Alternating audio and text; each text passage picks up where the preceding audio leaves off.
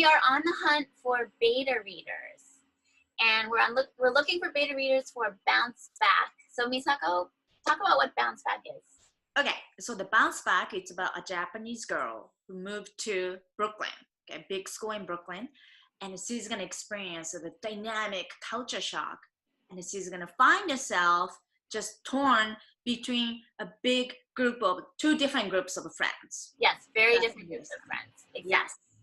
So we're looking for beta readers. Why? The reason why is because we want to get early feedback on the manuscript, because we want to connect with our target audience, and we sort of want to start building our tribe. Those are the main reasons why beta readers has become such like a popular term. So how to find your beta readers? We've talked about this, right, Misako? Yes, yeah. We talked so quite a bit.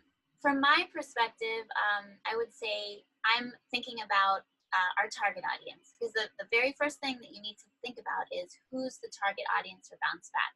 So what would you say is the target audience? Okay, so the target audience of Bounce Back is for from 3rd grade to 8th grade. Like those, like elementary school to middle school. That's gonna be the key. Yeah, so late elementary through middle school. That's right. So the interesting thing with finding your target audience for a children's book or a middle grade book is that you kind of have two target audiences. You have the ultimate target audience, which is the actual kids who are going to read the book. But then you also have the gatekeepers, the people who are actually going to give that book to those kids. And so you're really speaking to two different audiences. So when you're looking for beta readers, what we're going to do is we're actually going to ask some kids to read the manuscript, and we're opening it up to anybody. And we're also going to be asking people who would be giving the book to those kids. So that would be librarians, teachers, parents, bloggers, anybody who knows and interacts with that age level of kids. Because definitely me, I don't have a kids, but right. The best way for me to find the kids, the actual audience, is luckily I teach. Yes.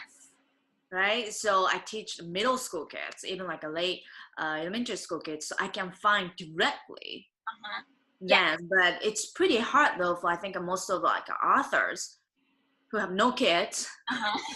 And if you don't interact with the kids, it's really hard. But me, really lucky, and also I have a really good follower.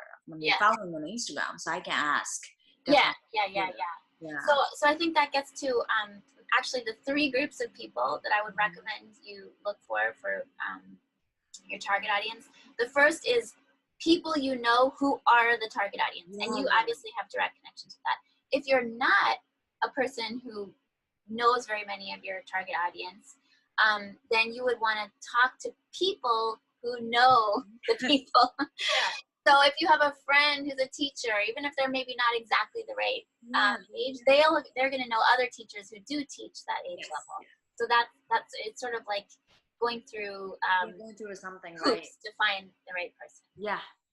So like, and then the third would be social media. Social media, that's right. I think that's the maybe best way to find someone who don't know you directly, so can maybe give you the direct, honest answer.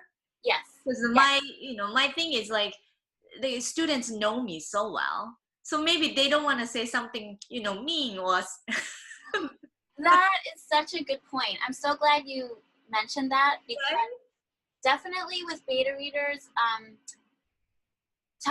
asking people can be good, because you have a good sense of who they are, and you know whether or not they might be able to give you good feedback on your manuscript. However, there's always the danger that if they know you too well, or they want to please you, or they just like you, that it's going to color their view of your manuscript. And so you do want to get some totally objective third party. Exactly, because we want honest feedback. Yes. In order to make a really good book, a good story, we have to get the honest critique and the feedback. So, it's great if someone or some kids who can give you the feedback. But we like to just get the audience just don't even know us and give us a really good honest one. So our 3 groups of people that we're going to be contacting or the 3 steps we're going to take is, 1, we're listing out specific people that we're going to reach out to with one-on-one emails. And then 2, I'm going to just send an email to my whole mailing list. And they're going to be getting this video. And then 3rd is posting on social media and just letting people know that we're looking for beta readers and they can apply. Now that gets to the next step, which is applying to be a beta reader. And what we are doing is we're creating a Google form. So the Google form is going to list it has a bunch of questions asking people who they are, where they're from, how old they are, if they're willing to give honest feedback, and if they want to stay connected with us. So going through the whole steps of getting beta readers, you're going to make your list of people to contact. You're going to create a form that collects the information that you need. So here are the steps for getting feedback on your manuscript. Step number 1, you're going to create a form to capture people's information with a deadline for entering. Step number 2, you're going to invite people to apply. Step number 3, you're going to sort through those applications and decide who you're going to use as your beta readers, whether that's a few of those people or maybe all of them. Step number 4 is create a shareable copy of your manuscript. And I think Google Docs is probably the easiest way to do this because multiple people can leave comments just within the document. And you want to include instructions at the top that make it clear what the manuscript is about, what kind of feedback you're looking for, and if there's any additional information people need to know. Like, for example, Bounce Back is a graphic novel, so the manuscript is 100% text, but of course the final book is going to be 100% illustrated comics. So you need to make sure that people understand that's what they're reading.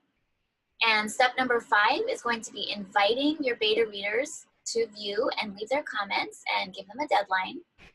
And then step number 6 is the deadline arrives and you say thank you to all of your beta readers for all their hard work. That is super important. And step 7, you compile their comments, you review them, and you decide what changes you're going to make in your manuscript. And the final step is keeping in touch with your beta readers and letting them know what's happening on your publishing journey. So if you want to be a beta reader for Bounce Back, the link is bit.ly/bounce-back-beta.